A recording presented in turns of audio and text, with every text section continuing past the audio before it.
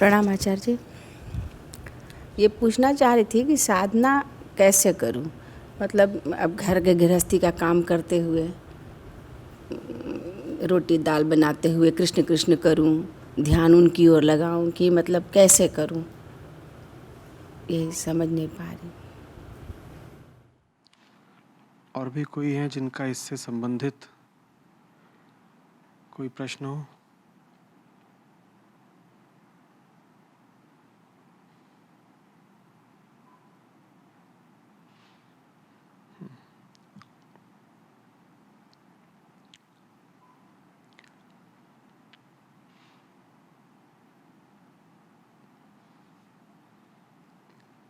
मनुष्य को कोई साधना उपलब्ध हो नहीं सकती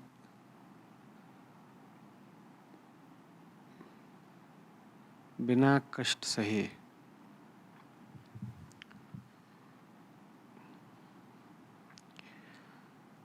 साधना का मतलब ही है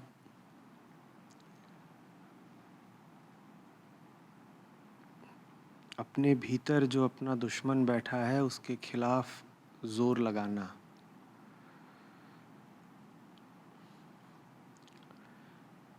भीतर जो दुश्मन बैठा है वो अपने अनुकूल, अपने अनुसार बाहर भी परिस्थितियाँ कभी ढूंढ लेता है, कभी निर्मित कर लेता है।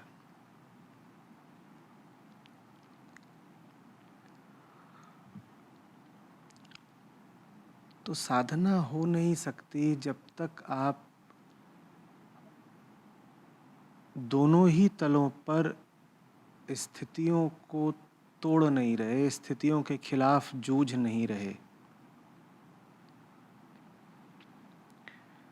भीतर भी बाहर भी।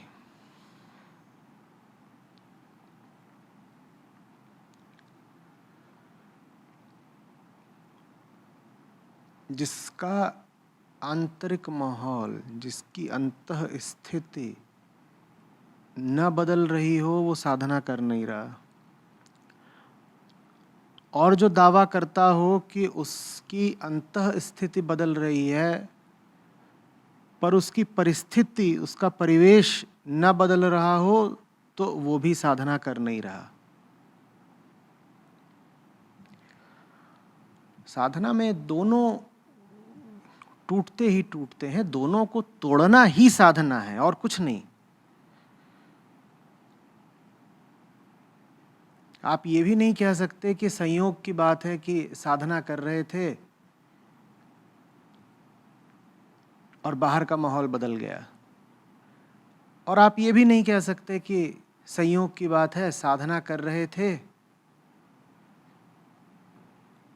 और मन का माहौल बदल गया। साधना का मतलब ही है भीतर बाहर दोनों माहौलों का अनिवार्यतः बदलना। और भीतर बाहर जो माहौल हैं दोनों, ये दोनों एक दूसरे से जुड़े हुए हैं, संबंधित हैं, एक दूसरे के परिपूरक हैं, एक दूसरे को सहारा देते हैं, एक दूसरे पर अवलंबित हैं।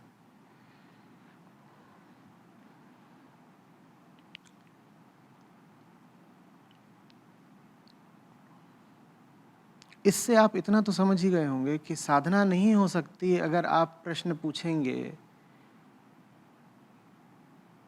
कि आचार्य जी मेरे बाहर मेरे इर्द गिर्द जैसा माहौल है उसको बनाए रखते हुए, उसको कायम रखते हुए कैसे साधना करूं। या फिर कि आचार्य जी मेरे भीतर भीतर जो मेरी भावनाएं हैं, वृत्तियां हैं, धारणाएं हैं और विचार हैं उनको सुरक्षित रखते रखते कैसे धारणा करूं। इन दोनों शर्तों में से जिस किसी ने एक शर्त भी रख दी साधना के आगे, उसकी साधना एक कदम आगे नहीं बढ़ेगी। और कोई बिरला होता है जो दोनों में से कोई शर्त ना रखे, जो दोनों ही दिशाओं में तोड़फोड़ के लिए तैयार हो गया हो।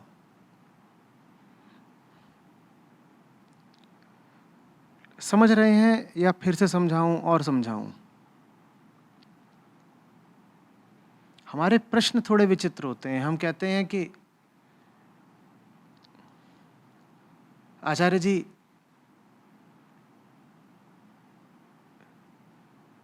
जैसी मेरी दुनिया है उसको कायम रखते हुए बताइए साधना आगे कैसे बढ़ाऊं। ये अजीब बात है।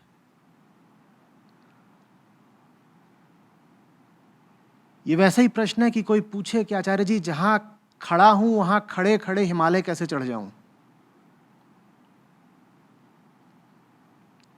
या फिर लोग प्रश्न करते हैं कि आचार्य जी, मेरे भीतर मेरी जो सुकोमल भावनाएं हैं, मेरे जो मोह ममता के धागे हैं,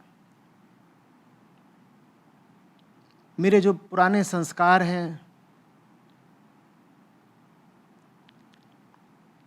उनको बचाए बचाए साधना आगे कैसे बढ़ाऊं। ये बिल्कुल वैसी ही बात है कि जैसे कोई पूछे कि मेरे भीतर जो वायरस हैं और बैक्टीरिया हैं, उनको रखे रखे आचार्य जी मैं स्वस्थ कैसे हो जाऊं। अगर आप कह रहे हैं कि आप बाहर का माहौल नहीं बदलना चाहते और साधना में प्रगति करना चाहते हैं, तो मैंने कहा ऐसी ही बात है कि कोई कहे कि जहां हूं वहीं खड़े खड़े हिमालय कैसे चढ़ जाऊं। हो सकता है। और अगर आप भीतर का माहौल नहीं बदलना चाहते, तो वैसी ही बात है कि कोई कहे कि मेरे भीतर घातक वायरस और बैक्टीरिया और सब विषाणु लगे हुए हैं, उनको भीतर रखे रखे मैं स्वस्थ कैसे हो जाऊं। हो सकता है। जिस किसी ने जरा सी भी शर्त रखी, जरा भी कमजोरी दिखाई या जरा भी जिद करी, साधना उसके लिए नहीं है। अब कहिए मैं क्या उत्तर दूं जब आप पूछते हैं कि आचार्य जी, क्या घर गृहस्थी के कामों को करते हुए हरे राम हरे कृष्ण करना ही साधना है? मैं क्या जवाब दूं?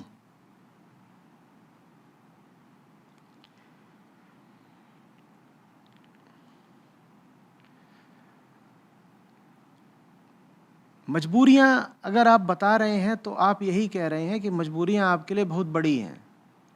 साधना उनके लिए नहीं है जिनके लिए मजबूरियां बड़ी हैं। साधना उनके लिए है जिनके लिए सच्चाई बड़ी है। मजबूरी की बात करने वाले, बंधनों और विवशताओं का रोना रोने वाले समझते ही नहीं हैं कि वो कह क्या रहे हैं। तुम अगर मुझसे बोलते हो कि तुम्हारी मजबूरी बहुत बड़ी है, तो देख नहीं रहे हो तुमने क्या कह दिया। तुमने कह दिया ना राम बड़े हैं, ना कृष्ण बड़े हैं, ना कबीर बड़े हैं, ना नानक बड़े हैं। बड़ी क्या है? मजबूरी। तो लो भैया, तुम्हारी मजबूरी ही परमात्मा हो गई। फिर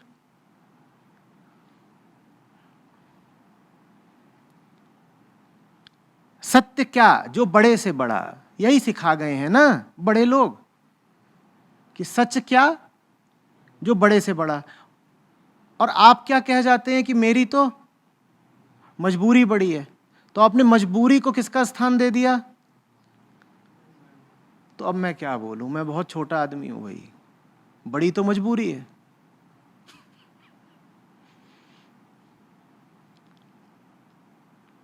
बड़ी संस्कार है हमारे। हमें बता दिया गया है कि जो निर्बल है, दुर्बल है, अबला है, निर्बला है, वो सहानुभूति की अधिकारी है। और कुछ ऐसा रोग लग गया है हमें कि हमें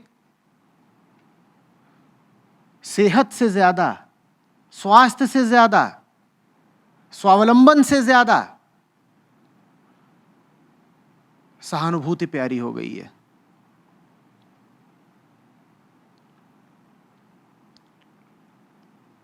हमें इसमें मूल्य नहीं दिखता कि हम विजेता की तरह जिएं और सर उठाकर चलें। हमें मूल्य इसमें दिखता है कि हम रो रो के कहें कि मैं तो हार गया, और लोग आकर हमारा कंधा थपथपाएं, हमारी बेबसी पे ढांढस बंधाएं। और दोनों में रस तो होता ही है।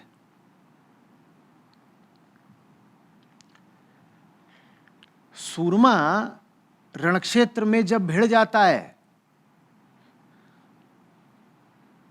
तो रस है भिड़ जाने में, रस है जीत भी लेने में, और रस है सर भी कटा देने में। रस है कि नहीं है? और इसमें भी बड़ा रस है। कि कोई कातर योद्धा युद्ध भूमि को पीठ दिखा दे और कहे मैं करूं क्या, मजबूर हूं। और जहां आप कहेंगे कि आप मजबूर हैं, तहां दो चार आ ही जाएंगे आपके साथ सहानुभूति प्रदर्शित करने, और रो दीजिए, आंसू बहा दीजिए, फिर तो पूछिए ही मत। उसमें भी रस है। बोलो कौन सा रस चाहिए? रस दोनों जगह है। युद्ध भूमि में अपने ही खून में नहा के खड़े हो, उसमें भी रस है।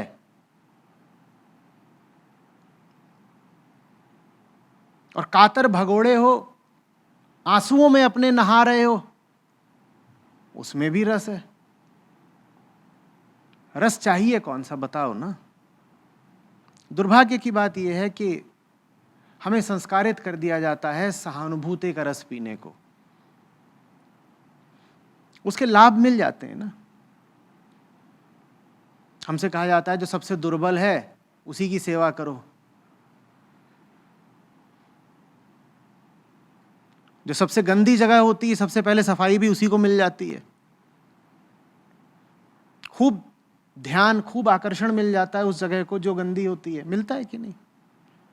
दो जगहें होती हैं जो हमारा ध्यान खूब खींचती हैं, या तो वो जो अति स्वच्छ हो, या वो जगह जो बहुत ही गंदी। लोगों से अगर ध्यान पाना है, सम्मान पाना है, तो दोनों विकल्प हैं। या तो बहुत साफ हो जाइए तो भी लोग ध्यान देते हैं। वो ध्यान ऐसा होता है जैसे कोई पूजा कर रहा हो, ऊंचे से ऊंचा सम्मान और आराधना होता है वो ध्यान।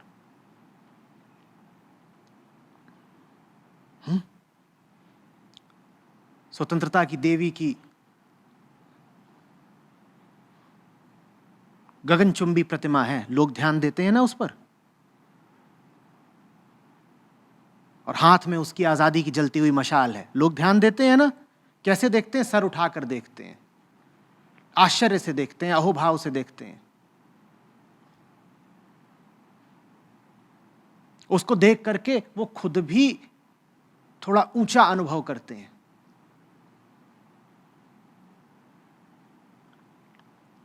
एक ये तरीका है जगत में कुछ बन जाने का, लोगों का ध्यान पाने का, अपनी हस्ती को स्थापित करने का,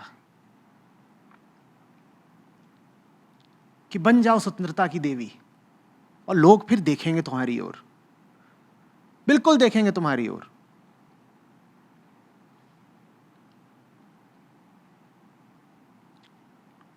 और एक और कोटि है जिसको खूब ध्यान मिलता है, टीवी इत्यादि पर उसकी भी खबरें आएंगी। तुम बन जाओ बिल्कुल ही दीनहीन, दुर्बल,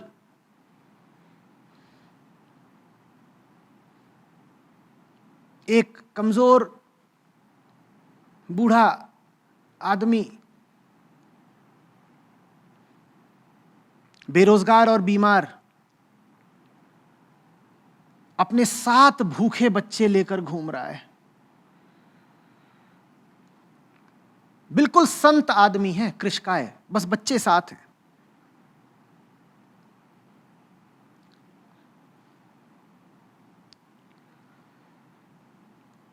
बेचारे के पास खाने पीने को नहीं, उसकी खबर टीवी में दिखाई जाएगी, उस पर भी लोग ध्यान देंगे। बोलो कौन सा ध्यान चाहिए तुम्हें? जगत से क्या संबंध रखना है?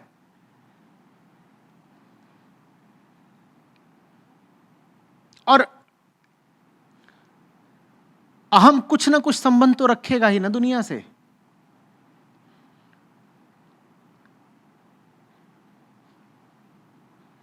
या तो खड़ी हो जाइए स्टैच्यू ऑफ लिबर्टी बनके,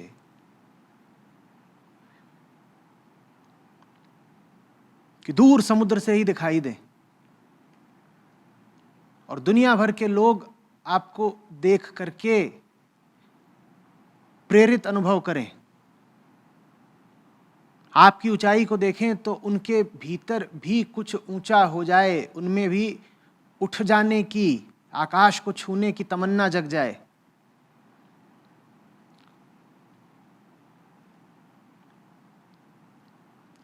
या फिर आप चुनाव कर सकते हैं कि वो जो टीवी की स्क्रीन का दुर्बल वृद्ध है वैसा हो जाना है।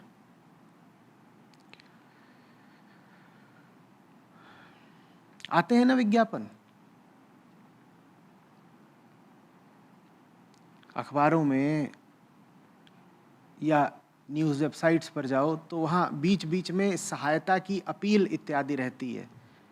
और उस सहायता की अपील क्या कहती है कि ये फलानी माँ है और इसके बच्चे को फलानी चीज़ हो गई है, देखो देखो देखो देखो। तो फिर लोग आगे बढ़ते हैं। वहाँ पर कुल पात्रता इतनी है कि हम अशक्त हैं। देखा है कि नहीं देखा है? मुझे दीन दुर्बलों के खिलाफ कोई शिकायत नहीं है, पर मुझे उस अहंकार से शिकायत है जिसने दीन दुर्बल बने रहने में रसास्वादन करना सीख लिया है। कोई दीन हो, दुर्बल हो और अपनी दीनता दुर्बलता से उठना चाहता हो, मैं सबसे पहले हाथ बढ़ाऊंगा उसे, आओ उठो, मैं सहारा दे रहा हूं। लेकिन अधिकांशतः देखने को यह आता है कि अगर आपकी कमजोरी ही बन जाए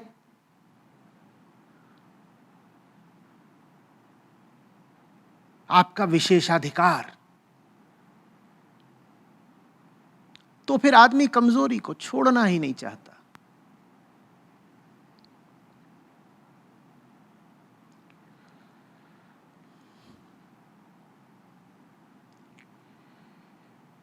कमजोरी को सहारा देना आवश्यक है, पर सदा इस दृष्टि से कि कमजोरी मिट सके।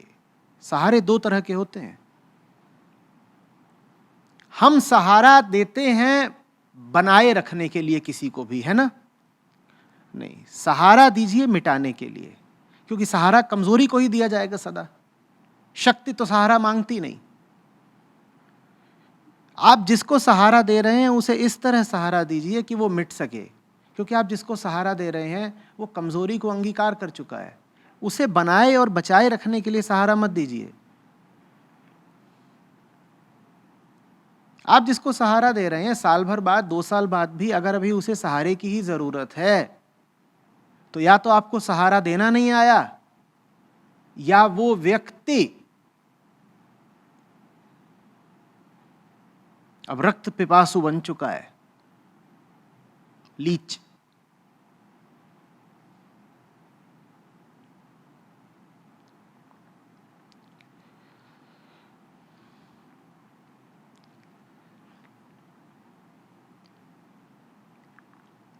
जो भी लोग सच्चाई, मुक्ति, अध्यात्म, धर्म जो भी कह लीजिए, उसके रास्ते पर बढ़ने की इच्छा रखते हों, वो कृपा करके एक गलतफहमी को अपने मन से पूरी तरह निकाल दें।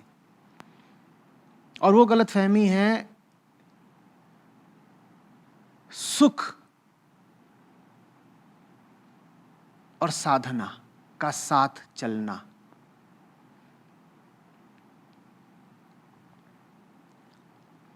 साधना और सुख साथ नहीं चलते।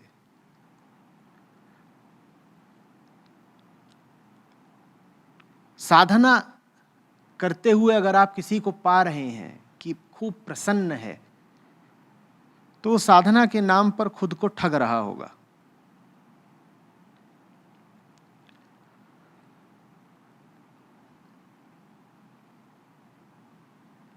अरे भाई, दुनिया की ही खिलाफत करने में पसीने छूट जाते हैं। साधना में तो दुनिया के साथ साथ अपनी भी खिलाफत करनी पड़ती है। पसीना नहीं, खून भी बहता है। दोनों मोर्चों पर लड़ाई करनी पड़ती है और खूब तोड़फोड़ होती है, अंदर भी बाहर भी।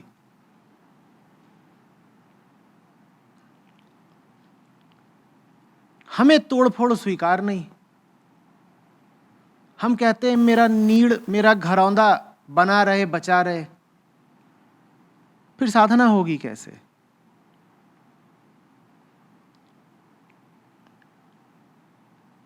यहां मामला जरा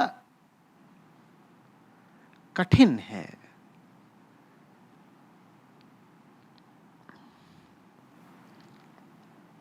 इसीलिए पुराने समय से ही ऋषियों ने, संतों ने कभी नहीं कहा कि सब आए साधना के मार्ग पर।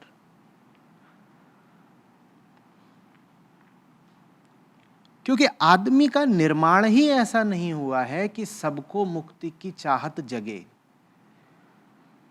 मैं बार बार याद दिलाता हूं ना, हम ताजे ताजे जंगल से निकले हैं। और जंगल में भाई कौन उत्सुक है मुक्ति के लिए, बताना?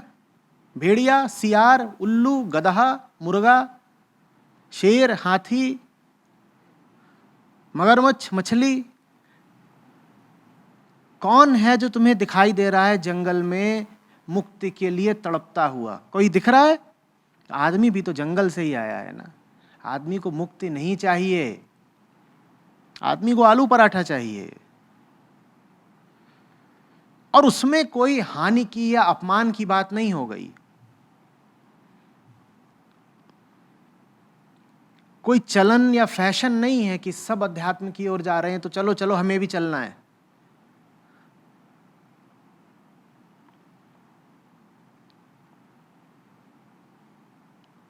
जिसमें वास्तव में इच्छा हो वो आगे बढ़े। सिर्फ नाम करने के लिए, सिर्फ अपने आप को धार्मिक आध्यात्मिक कहलाने के लिए अध्यात्म की ओर बढ़ना, ग्रंथों को छूना अपने समय की बर्बादी है और ग्रंथों का अपमान है। भाई आपको अगर ना सच्चाई से मतलब है, ना आज़ादी से मतलब है, तो ग्रंथ को छू भी क्यों रहे हो? अपनी दुकान देखो भैया, घर चलाओ। हींग, हल्दी, लौंग और लहसुन, क्या बुराई है वैसे जीने में?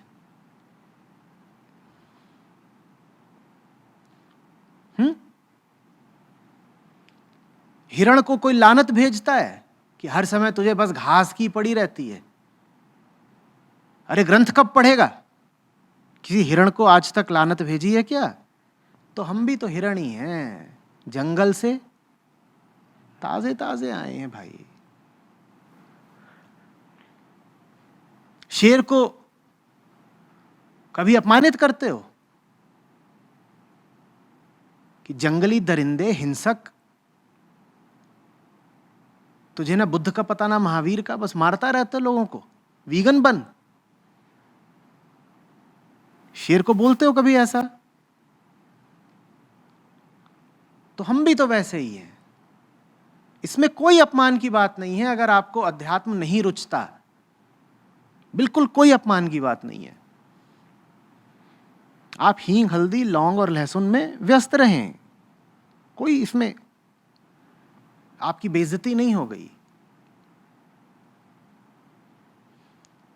ठीक वैसे जैसे हाथी की बेइज्जती नहीं हो गई अगर वो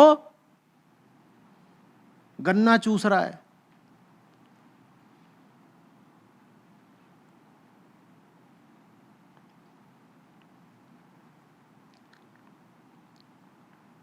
ये रास्ता हमेशा से कुछ चुनिंदा लोगों के लिए रहा है, और उन चुनिंदा लोगों को ये भी कहने की ज़रूरत नहीं है कि बहुत ऊंचे हैं, बहुत खास हैं। मैं तो ऐसे भी कह देता हूं, वो चुनिंदा लोग असामान्य थे। गलती उन बेचारे चुनिंदा लोगों की थी, जनमानस की नहीं है। जनमानस तो सामान्य है।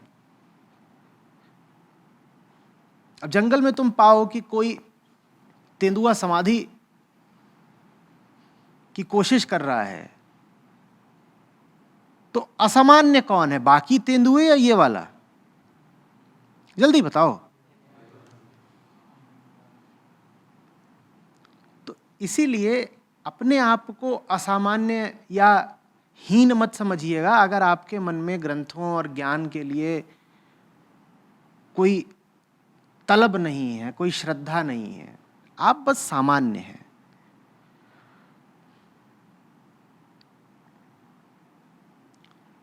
कि देखा है कि बैंगन गीता पढ़ रहा है, बल्कि अगर किसी दिन पाओ कि कोई बैंगन रो रहा है कि मुझे तो गीता ही चाहिए, तो ये अचंभे की बात होगी।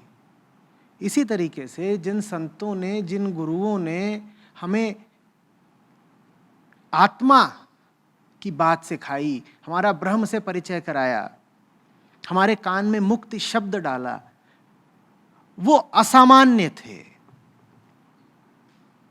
सामान्य तो हम ही लोग हैं। उन असामान्य लोगों को, बेचारों को अपना काम करने दीजिए, उनकी नकल करने की जरूरत नहीं है।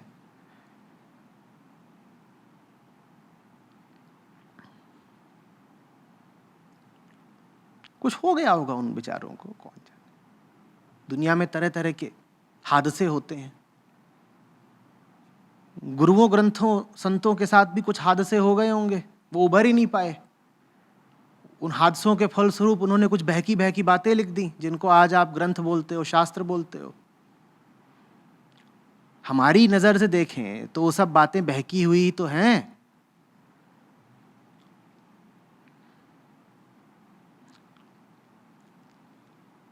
मैंने प्रयोग करा था एक बार, कई साल पहले, जब इस जगह का निर्माण भी नहीं हुआ था, नोएडा में रहते थे। मैंने ग्रंथों की ही बातों को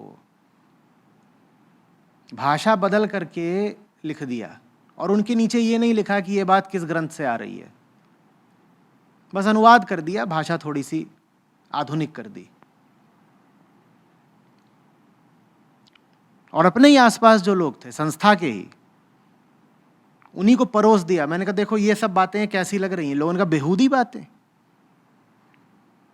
कोई पढ़ने जैसी चीज है? व्यर्थ की बात। तो ग्रंथों के प्रति हमारा जो वास्तविक रवैया है वो ये है।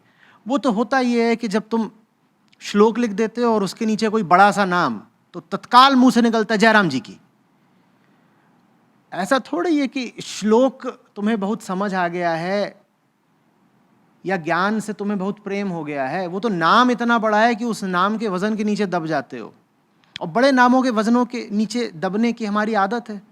किसी नेता का नाम आ जाए दब जाते हो ना, किसी प्रसिद्ध उद्योगपति का नाम आ जाए तत्काल दब जाते हो ना। तो वैसे ही पुराने जो बड़े बड़े लोग हुए, उनका नाम आता है तो उनके नाम के नीचे दब जाते हो। ऐसा नहीं है कि उनके उद्गारों से हमें कोई प्रेम है, बिल्कुल भी नहीं। उन्हीं की बातों को उनका नाम हटा के बता दिया जाए, हम उन बातों को बचकाना कहेंगे, बेवकूफी भरा कहेंगे।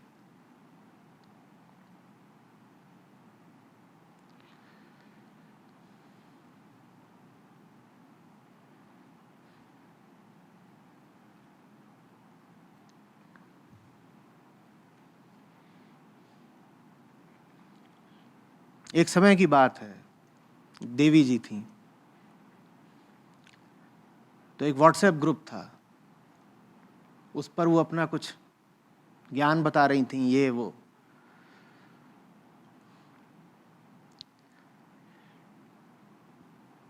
तो कोई आया मुझे दिखाने कि ये सब चल रहा है। मैंने कहा दिखाओ। और जो दिखा रहे थे, उन्हीं के फोन पर देवी जी के वक्तव्यों के उत्तर में मैंने ही कुछ टाइप कर दिया। टाइप मैंने करा है, लिखा मैंने है, बात मेरी है, पर वो ग्रुप पर कैसे दिखाई दे रही होगी? भाई जिसका फोन है उसके नाम से दिखाई दे रही है। और जिसका फोन है वो बेचारा नामचीन नहीं है, वो संस्था का एक साधारण कार्यकर्ता है। उसके नाम के साथ उस्ताद या सर या आचार्य नहीं लगा हुआ है। तो देवी जी को यही समझ में आ रहा है कि ये जो बात है ये किससे आ रही है। ठीक है, तो उन्होंने पढ़ा तो उन्होंने कहा ये कि क्या बेवकूफ़ी की बात चल रही है। उन्होंने कुछ भभकता हुआ उत्तर लिखा, तो इधर से कुछ मैंने भी लिखा, उन्होंने फिर लिखा, फिर मैंने भी कुछ लिखा, तो इस तरह बात चलती रही। अभी उनको यही पता है कि ये जो बात है ये कोई और कह रहा है।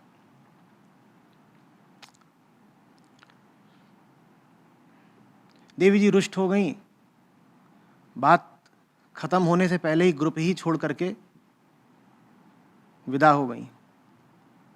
कुछ दिनों बाद मुझसे मिली, बोली आपके यहाँ कोई बहुत ही बदतमीज आदमी है,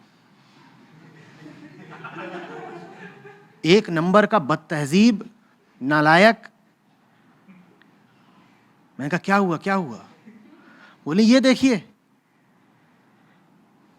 और अति सुसज्जित सुंदर अलंकारों से उन शब्दों को भेजने वाले को विभूषित करते हुए उन्होंने मुझसे कहा ये देखिए कुत्ता कमीना। ये तो मैं बहुत कैमरे के सामने हूं।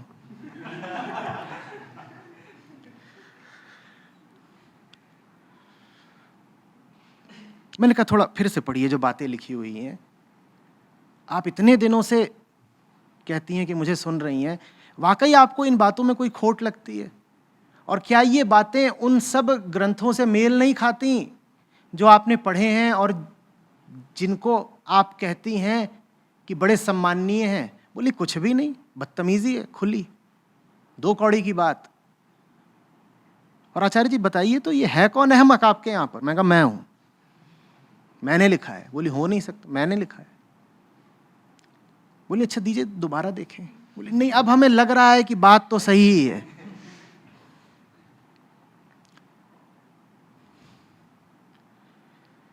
हमें सच से कोई लेना देना नहीं। सच के नीचे जो नाम लिखा होता है ना, हम उस नाम के वजन तले दब जाते हैं। कबीर साहब का दोहा हो, उसमें तुम कबीर साहब का नाम हटा दो, बहुत आसान है, और फिर वो बात किसी से बोलो, लोग कहेंगे सनक गए हो। हाँ, उसी दोहे में साहब का नाम होता है तो आप बोलते हो अरे बाप रे बाप, साधो साधो, क्या बोला है साधो। सच से प्रेम नहीं है हमें।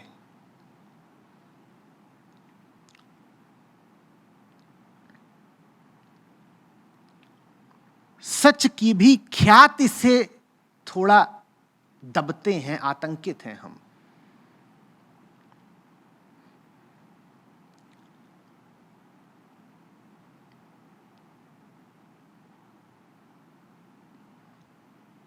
सच से प्रेम हो तो क्यों कहेंगे कि सच चाहिए लेकिन झूठ बरकरार रखते हुए।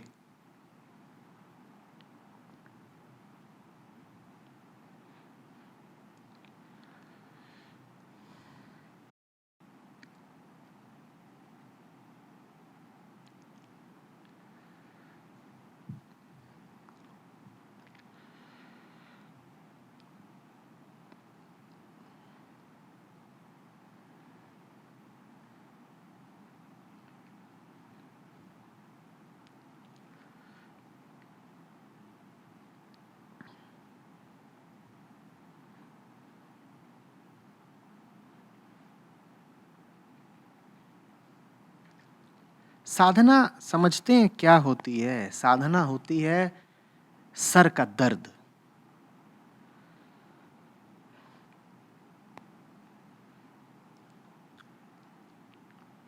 साधना पूजा घर में धूप बत्ती की ही खुशबू नहीं होती, साधना अपने पसीने की भी खुशबू होती है। हम में से ज्यादातर लोगों के लिए साधना यही है, घंटी बजा दी, अगरबत्ती जला दी।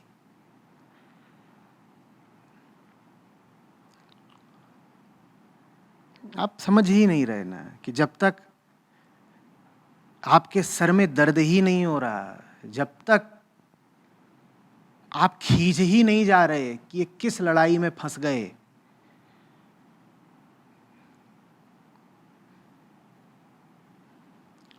जब तक खून पसीना एक नहीं हो रहा, तब तक नहीं होती साधना भाई।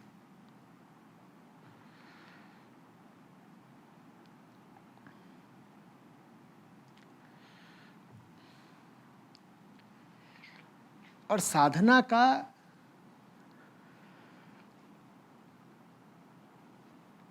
धार्मिक पूजा पाठ से कोई गहरा संबंध हो ये आवश्यक नहीं है। जिंदगी की बात है साधना। अपने काम की बात है साधना।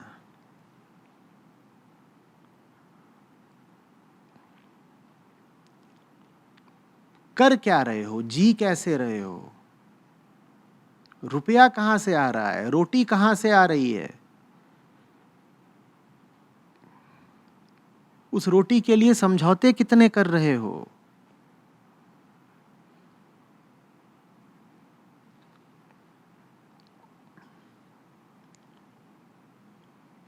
दुनिया जब ताकत से दबा रही है तो उस ताकत को कैसे झेल रहे हो। और जिनको अपना कहते हो वो जब भावनाओं के धागों से तुमको नचा रहे हैं तो तुम नाचने से कैसे इनकार कर पा रहे हो। ये है साधना।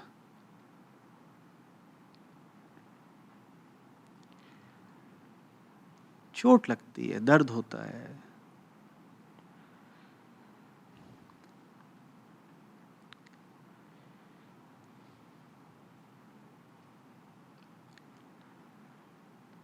साधक को आप मुस्कुराता हुआ अगर पाएं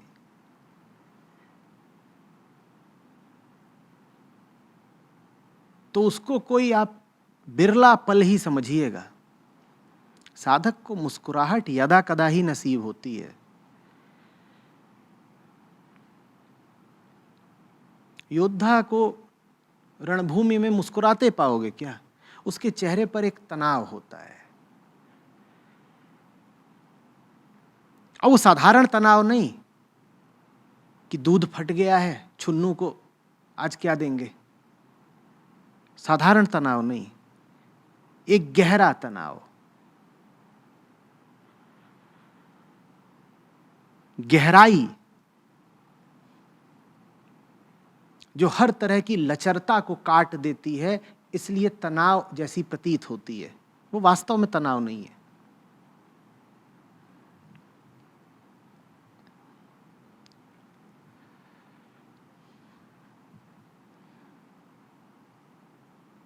एक सख्ती पाओगे साधक के चेहरे पर,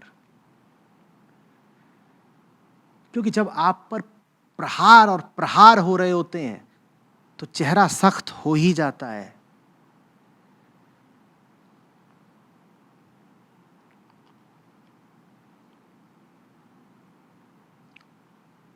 कोमल और कमजोर साधक नहीं हो सकता, और है तो दुनिया मसल देगी उसको।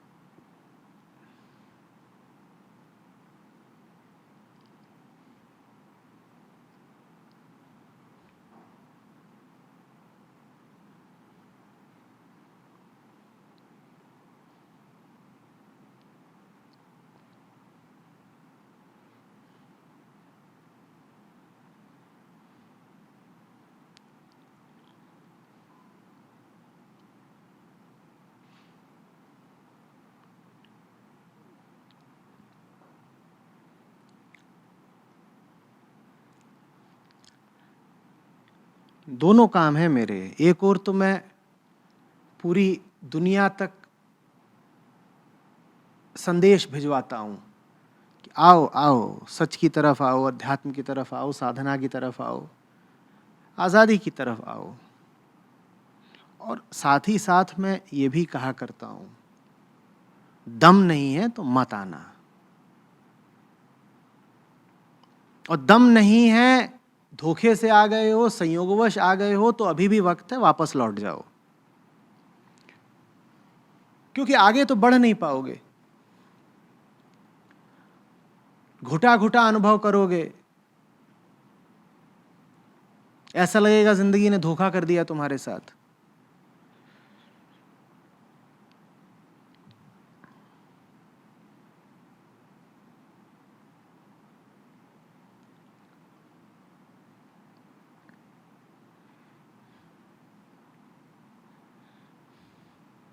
लोगों को ताज्जुब होता है, कहते हैं आपने तो इतनी बार कहा है कि अगर जवान हो और सही ज़िंदगी जीना चाहते हो तो मेरे पास आओ। हम जब आना चाहते हैं तो आप मना करते हैं।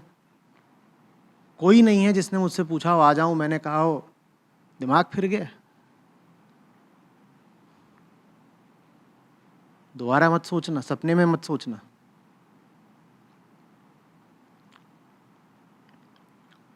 पर जब मैं ऐसा कहता हूं तो लोगों में आने का आकर्षण और बढ़ता है। उन्हें लगता है ये भी बुलाने की ही कोई तरकीब है। जो चीज़ अनुपलब्ध हो जाए वो ज़्यादा आकर्षक लगने लगती है ना। तो आचार्य जी यूं ही दरवाजे बंद कर रहे हैं ताकि हम और ज़ोर से खटखटाएं, तो लोग और ज़ोर से खटखटाते हैं, और जब खट खट खट करते ही रहते हैं, बहुत शोर मचाते हैं, तो मैं दरवाज़ा खोल देता हूँ, अंदर आ जाते हैं। और फिर महीने 2 महीने कि साल 2 साल, उसके बाद रात में चुपचाप उठ करके ढूंढते हैं दरवाज़ा कहाँ है भाई।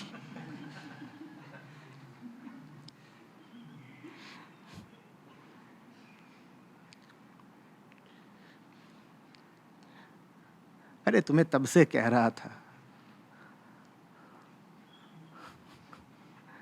तब तुम्हें लगा कि मैं कोई जाल बिछा रहा हूं। साफ तो बता रहा हूं, नहीं है सबके लिए।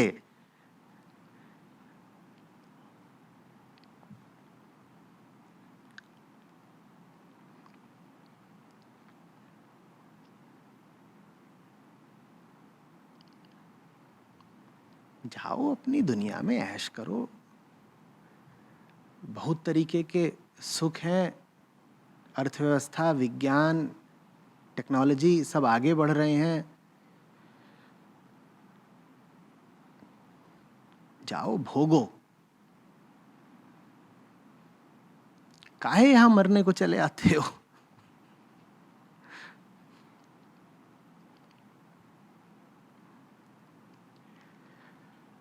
पर नहीं, आ ही जाते हैं 2-4 जिनको ये गुमान होता है कि हम तो जरा अलग हैं। अभी ये पधारे हैं, देखना इनका भी हाल। मना करा था पर आ गए।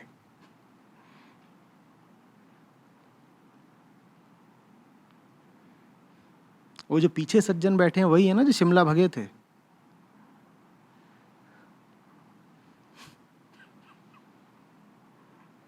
यही है ना।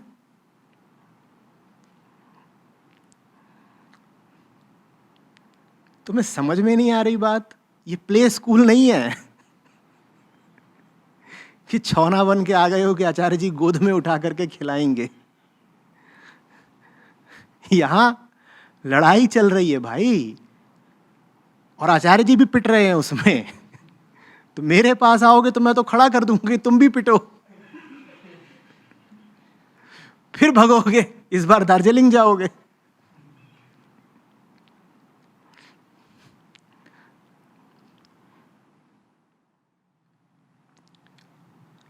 आज हमने साधना पर काफ़ी बात करी है। साधना शुरू कहाँ से करें, इस पर कुछ कहना चाहूँगा।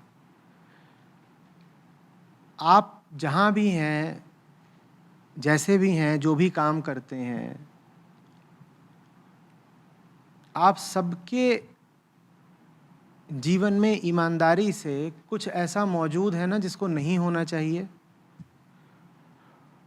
और ऐसा भी कुछ मौजूद है जो होना चाहिए पर है नहीं, है ना। और अभी मैं प्रतीकों में बात नहीं कर रहा हूं। मैं नहीं कह रहा हूँ कि आपके जीवन में माया मौजूद है, नहीं होनी चाहिए, और आपके जीवन में राम नहीं मौजूद है और उनको होना चाहिए ना, मैं ये नहीं कह रहा हूँ। मैं बहुत छोटी और सीधी बात कह रहा हूँ।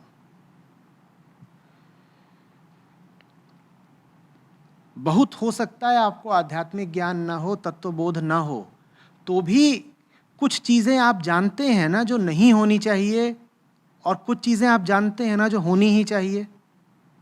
साधना है वहीं से शुरुआत करना।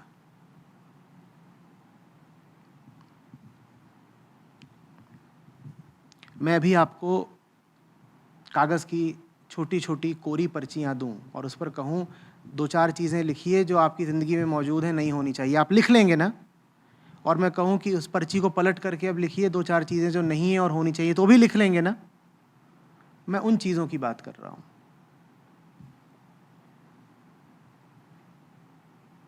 साधना है वहीं से शुरुआत करना। मैं अधिक से अधिक आपको प्रेरित कर सकता हूं 2 बातों के लिए। पहली बात, देखो, जो लिखो ईमानदारी से लिखो। ये ना हो कि जीवन में जो सबसे बड़ा दोष है उसको छुपा करके छोटे मोटे दोषों का वर्णन कर दिया कि 1 2 3 ये 3 दोष हैं मेरे जीवन में, और जो सबसे बड़ा दोष था वो छुपा गए, नहीं वो नहीं। तो पहली चीज़ तो मैं ये कह सकता हूँ कि ईमानदारी से लिख लो। और फिर दूसरी चीज़ मैं कहूँगा कि जो लिखा है उस पर फिर अमल करो, पालन करो।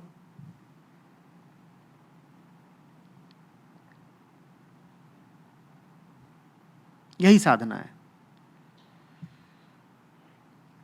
और ये साधना आप कर पाएं उसके लिए ग्रंथ और ज्ञान सहायक होते हैं, उसके लिए फिर साखी और भजन सहायक होते हैं। साखी और भजन अपने आप में साधना नहीं होते, समझ रही हैं? जो आपने कहा था कि मैं चूल्हा चौका करते हुए कृष्ण कृष्ण करती रहूं तो ये साधना है? ये कोई साधना हुई?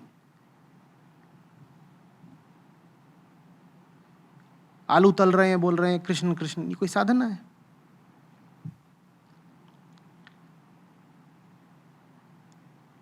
चाहे श्री कृष्ण की गीता हो और चाहे कबीर साहब की साखियां हों, ये सहायक होंगे साधना में, ये प्रेरित करेंगे, ये सहारा बनेंगे। लेकिन साधना बिल्कुल दूसरी चीज है। साधना क्या है? हां, अपने दोषों, अपने दुर्गुणों से लड़ना, ये साधना है। हां, अपने दुर्गुणों से जब लड़ोगे तो कमजोर पड़ोगे, जब कमजोर पड़ोगे तो ताकत कौन देगा? फिर राम का नाम ताकत देता है, फिर गुरुओं की वाणी ताकत देती है। तो वो बूस्टर है, उसी को साधना मत बना लेना कि संघर्ष तो कर ही नहीं रहे, संघर्ष कर ही नहीं रहे, बस राम का नाम लेते हैं और कह रहे हैं कि हम तो बड़े साधक हैं। ये क्या अनर्थ कर रहे हो?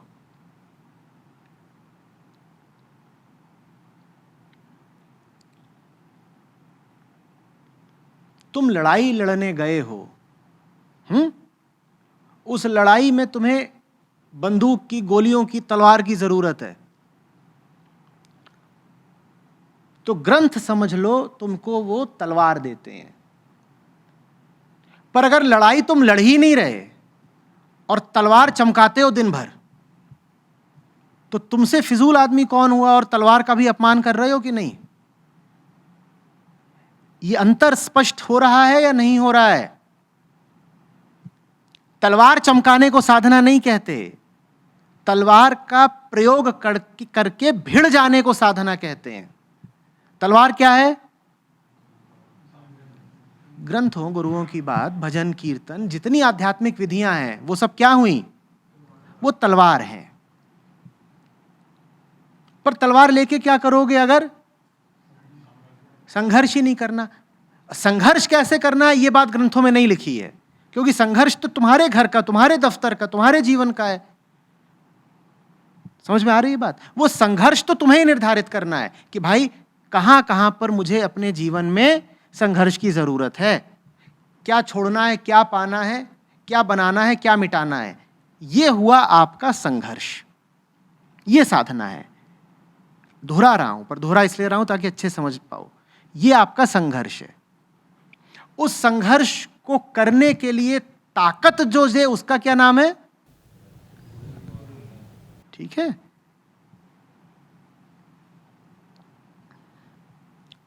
पहलवान को शोभा देता है कि वो खूब सारा खाए। क्यों?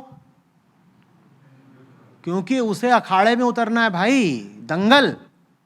तो उसको शोभा देता है कि वो खूब खा रहा है, क्योंकि जितना खा रहा है फिर मेहनत भी करेगा, वर्जिश करेगा, सामने प्रतिद्वंदी है, चोट भी खाएगा, मिट्टी पे लौटना है उसको। अब किसी का ना अखाड़े का इरादा हो ना दंगल का, और खूब बैठ के खाए, तो ऐसे को क्या कहोगे? क्या कहोगे? अरे कह लो।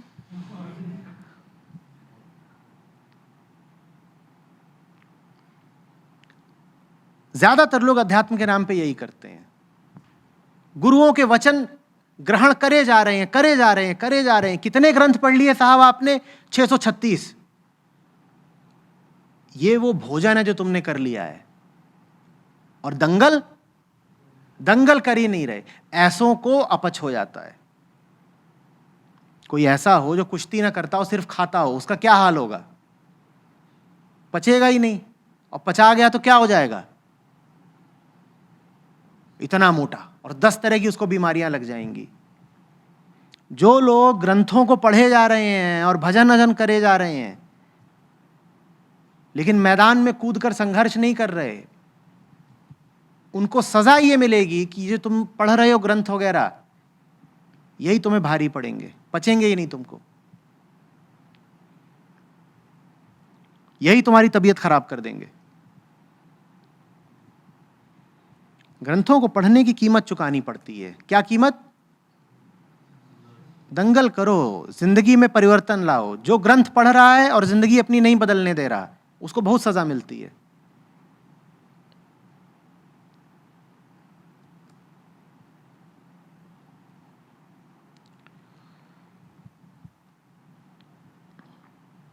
तो साधना क्या है? फिर पूछ रहा हूं। जैसे ही शब्द आता है साधना, तो हमारे मन में क्या छवियां उठती हैं? कि कोई आंख बंद करके बैठा है, हाथ जोड़ के बैठा है, या आसन में बैठा है, यही सब ना। मैं आपसे कह रहा हूं ये साधना नहीं है। साधना क्या है? जो कुछ आपकी जिंदगी में ठीक नहीं है उसको ठीक करना साधना है। इस ठीक करने के संघर्ष में आध्यात्मिक ज्ञान काम आता है। तो आध्यात्मिक ज्ञान एक माध्यम है, एक तलवार है, अंत नहीं है, वो लक्ष्य नहीं है। वो आध्यात्मिक ज्ञान अपने आप में लक्ष्य नहीं है। लक्ष्य है जीवन का परिवर्तन। जीवन का परिवर्तन करने का माध्यम बनता है आध्यात्मिक ज्ञान। और अगर आप जीवन का परिवर्तन होने ही नहीं दे रहे, तो आध्यात्मिक ज्ञान, मैं कह रहा हूं, आपको पचेगा नहीं। तलवार इसलिए थोड़ी है कि उसको लटकाए लटकाए घूमो और दिन रात उसको चमकाते फिरो। तलवार इसलिए है ताकि उसका इस्तेमाल करके जो तुम्हारा दुश्मन है उसका सामना कर पाओ। दुश्मन का सामना करने का तुम्हारा ना इरादा है ना हिम्मत, तो तलवार बोझ ही है ना, और क्या है।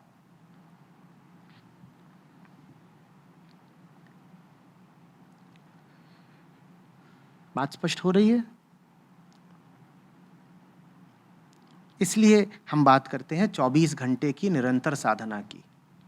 इसलिए हम बात करते हैं जीवन साधना की। इसलिए हम कहते हैं सतत ध्यान।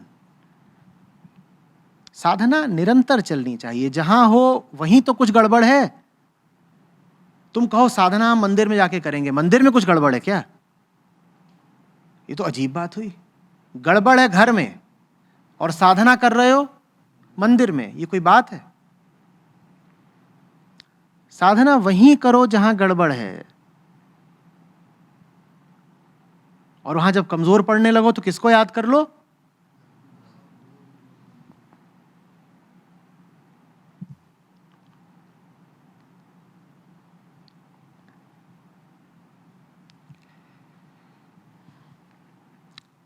सैनिक युद्ध में जाते हैं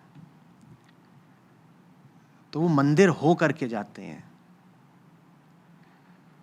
वो मंदिर में जाएंगे ऐसे और फिर आगे बढ़ जाएंगे, अब लड़ाई पे जा रहे हैं। और कोई ऐसा सैनिक हो जो मंदिर में ही तलवार भांजने लगे,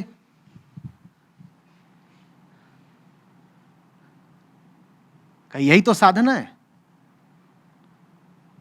मंदिर का आशीर्वाद लेकर जीवन के युद्ध में उतरो।